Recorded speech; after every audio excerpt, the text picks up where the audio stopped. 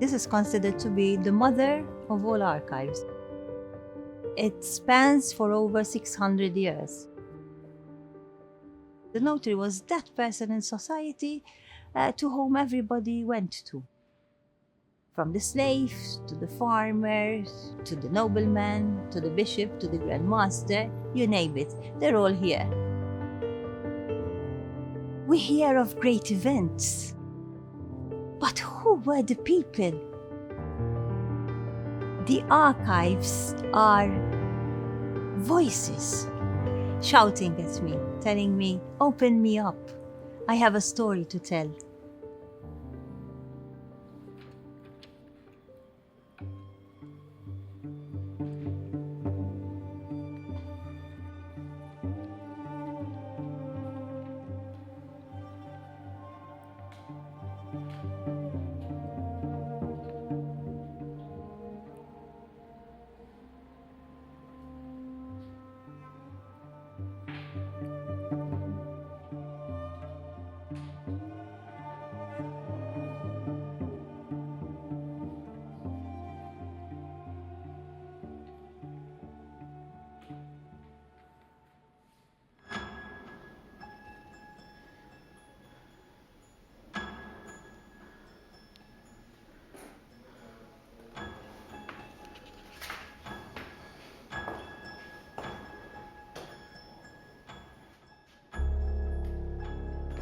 I visited the archives for the first time in around 2002.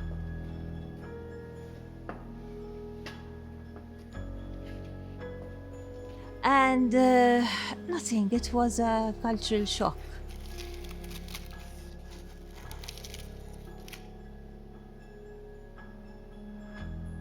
It was a dark place, very humid. Everything was covered with dust. I'm walking on history because literally manuscripts were lying on the floor. You just look around and you spot a date and you say, wow, that's 1530. I mean, that's Henry VIII. Yeah, I mean, I should be proud to have such an archive, that my country has such an archive. How can things have come to this state? The first thing was to try as much as possible and do a physical stock take of what there was. So, piece by piece, bit by bit, you start organizing things.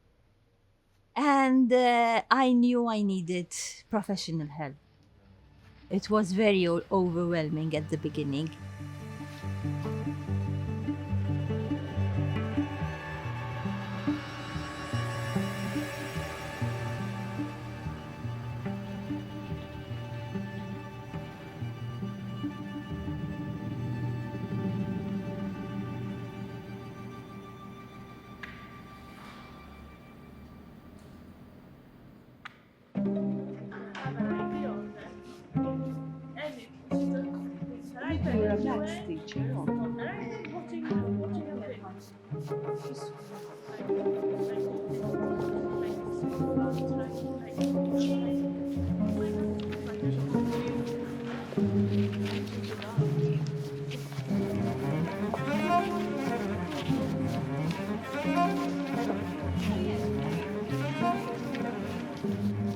That's the sort of stones and dust we come across. You have to be careful because sometimes it sticks in between. It takes you quite a while to try and clean it up. I come here every Wednesday and I feel that I am touching history. This is a privilege for me, touching a book which is 350 years old. Most of them are written in Latin and then I can't read them. But when they are written in Italian, I can understand some of them. Nowadays, we take everything for granted. At that time, 300 years ago, it was important to go to a notary and verify that you have bought a donkey or a cow. But then look what you find, how beautiful. And this is also with an index. All the time it must have taken him to write all these things. How pretty.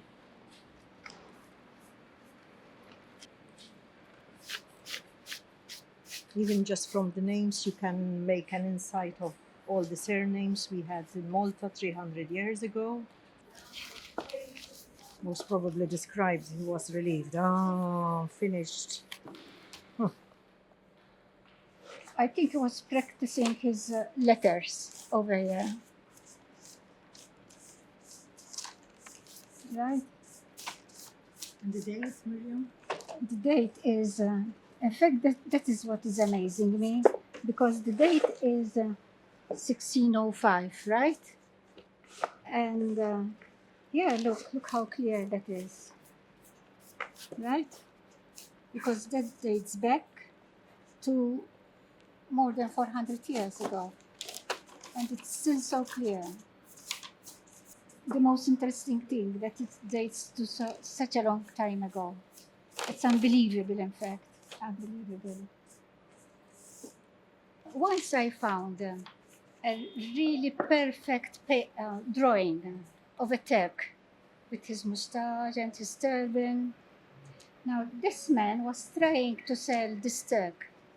So he said the height of this Turk, that he was a very, very good servant, but there was only one drawback, because he was an epileptic.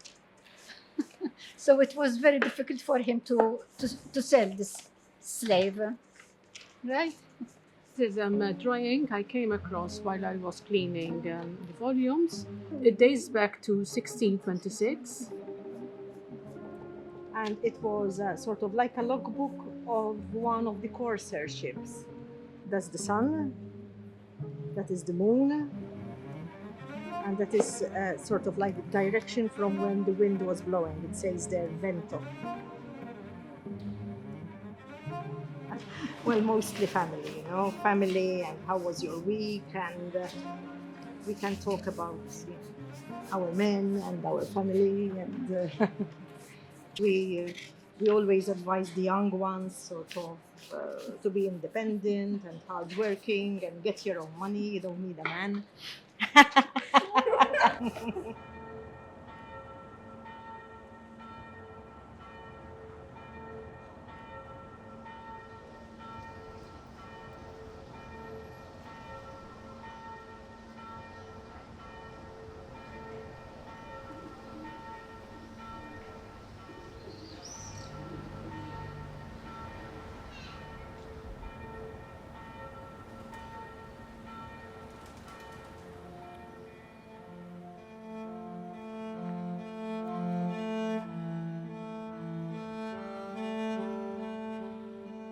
This is one of the volumes. It's dated 1536, and this contract we have in front of us is the sale of a female slave.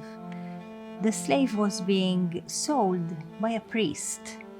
So basically that's already telling you something about society at the time. She's being sold with her 1-year-old child. Imagine, I am in a foreign country, I am captive, I have been stripped of my identity, my name, my religion. People are talking to me in a language which I don't understand. Looking at that child, you automatically think, what will ever become of him? Will they take him away from me? These are things which are happening nowadays all across the Mediterranean. These documents are so beautiful because they make you think and they make you reflect that history does repeat itself. And it is by studying these documents that we really get to know that man needs to learn from history and not repeat the same mistakes. Januensi, abitatori Leucate, Sicilie, Reni, presenti edementi, abeo, servam unam albam, Tunisam, cum eius filio infante, con la presente occasione di do notizia epidemia ottima e bene saluti. Conservam infantem promisit dictus venditor, eidem emptori hodie Chris picola facere.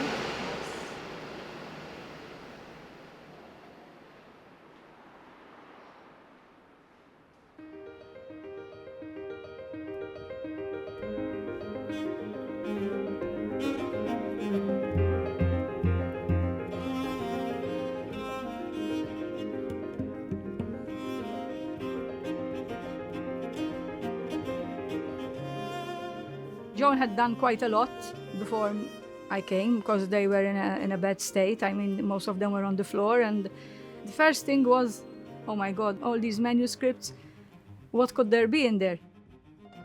I started to take down all the volumes, all the registers that had damaged covers, and I would do these folders so that they will be protected. And eventually I have done all the building nearly.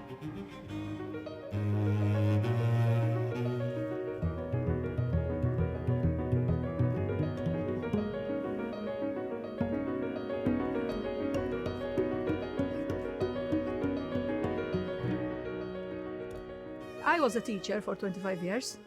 I used to teach kindergarten. And then I came as a volunteer here. And I got hooked. Anything imaginable is here. One time I found a pen in the middle of a manuscript. The scribe had left it there. It's all full of ink and it's as if it was done yesterday. We have found a lot of portraits, flowers, angels, animals. Sometimes you would find it so delicate that it looks like lace. And you imagine doing it with a feather, you know, with a quill. Sometimes find even dowry, wills, selling a house, even inventories of shops. And you can see what the people used to eat and what they wore. It's like reading the diary of the Maltese people.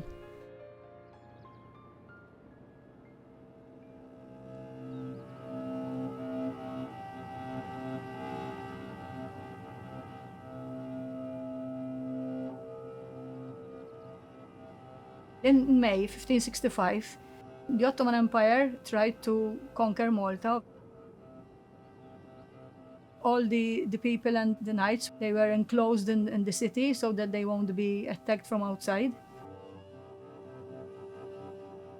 They thought they were going to be killed and they were going to be ruled by the Ottomans. Due to outside help, the island was saved. And the Great Siege was won after four months of heavy fighting and loss of life. And it's all written down here as a live account of the actual happenings of that day. So imagine Notary Giacomo Baldacchino in his office in Birgu, and he hears people shouting. Opens the window, looks out. The people are saying that there are galleons in the Grand Harbor. There's a note there that he stopped, and he's saying that on the 7th of September, General Garcia de Toledo and Ascanio La Cornia have come to save us. It's quite an exceptional thing when you read it. At first he looked out of his window or balcony, but obviously I would think that he would have joined the people rejoicing. I mean, it's not, you can never be sure what would happen, but I would think that would have been the right thing to do at that time.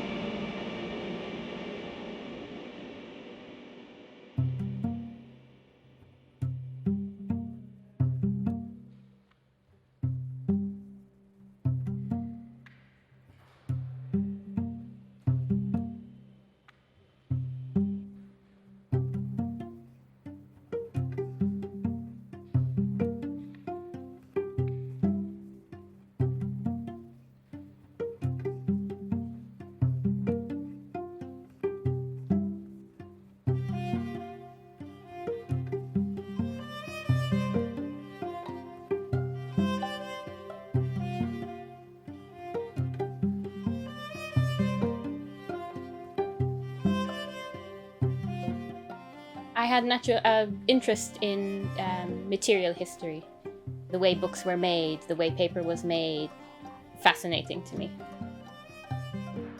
Books were always like a sort of sacred thing in my house. There's so much here and such a unique archive. It was insane to me that it was in that condition. I went up to Joan and said, "Is there anything that I can do? Do you need my help?"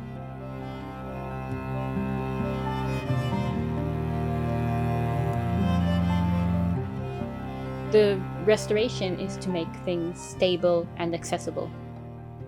So respecting the original features and hopefully making it accessible to researchers as well. The most common types of damages we see are mostly environmental. We find a lot of insect damage, which is unfortunately quite common in Malta. We see quite a bit of water damage, either because of general humidity or even actual exposure to water, so if there would have been leaks.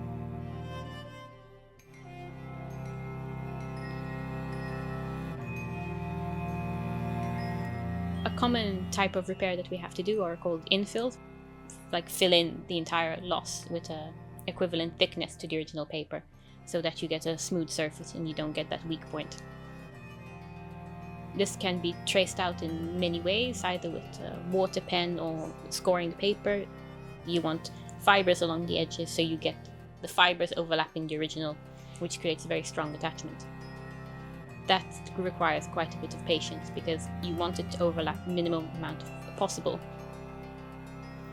which means sometimes you're tracing the exact same shape or slightly different every time throughout an entire thickness of a volume.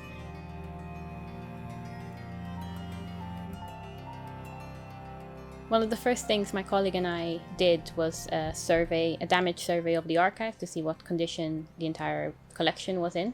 And we figured out that it would take a team of 2 full-time conservators about 900 years to complete all the work that needs to be done.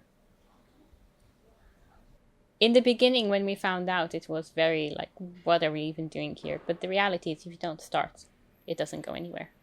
And we've already come a long way than when Joan would have first come in and saw the state it was in. So that's already a huge difference. So we can wait 900 years.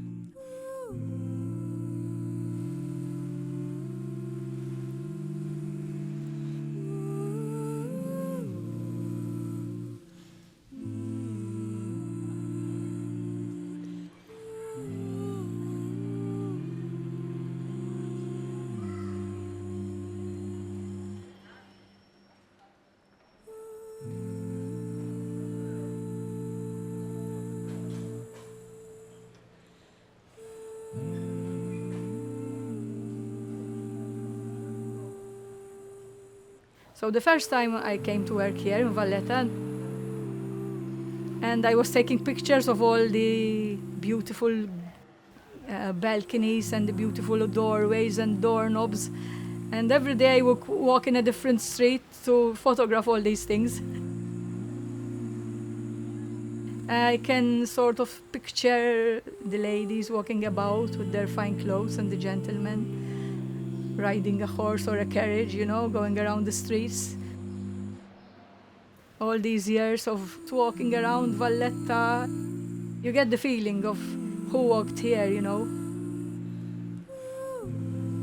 Yes, like going through a time machine, you know.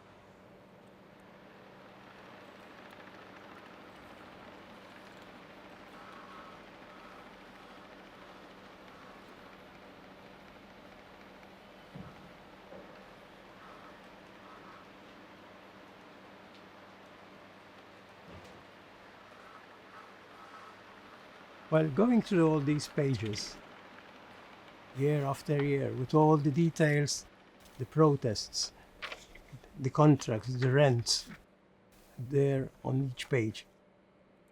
First, obviously, you read the contract through and try to decipher the handwriting first of all.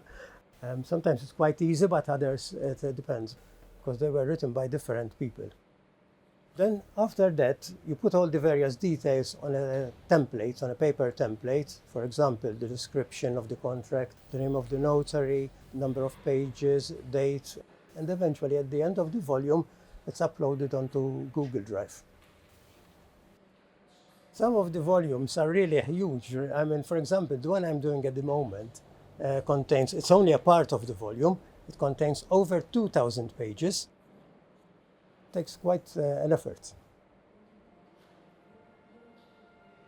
The transformation from that time to now is simply incredible.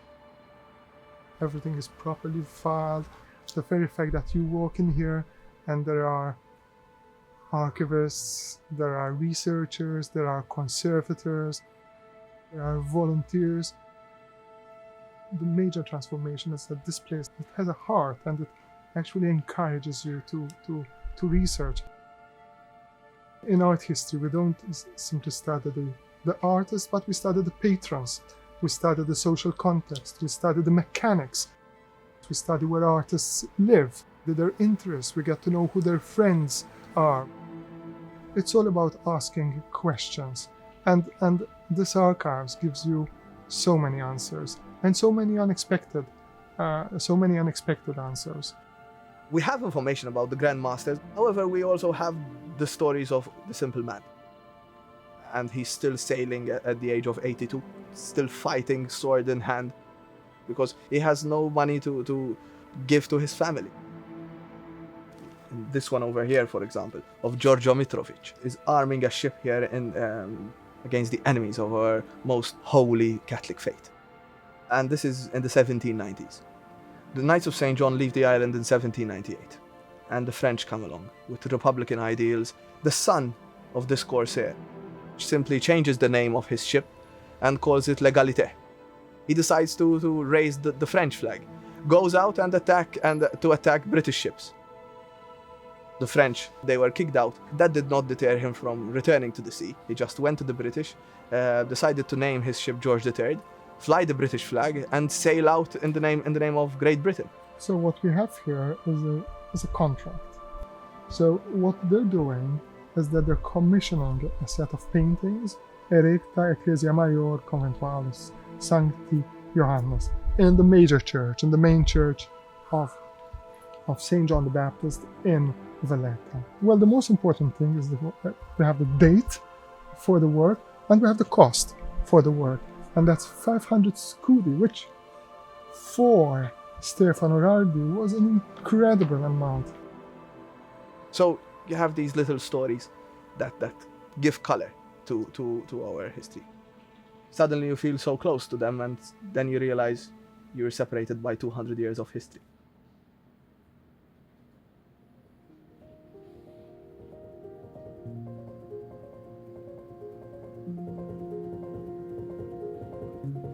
Basically, what we're trying to create is a place which is a hub of activity, of excellence for research and for conservation. I'm not a daydreamer. I do roll up my sleeves, but I dream a lot. And I think part of the success of our project is that we are all dreamers at the end of it. We are all aiming for something which was impossible to achieve, and we could perhaps achieve it through a dream. But seeing that dream materialize with the support of so many of my colleagues, so many of the volunteers, of the staff, tells you that in life we need to dream to achieve things, and we need to persevere. You dream, you persevere, you achieve, then you get to be proud of what you've done.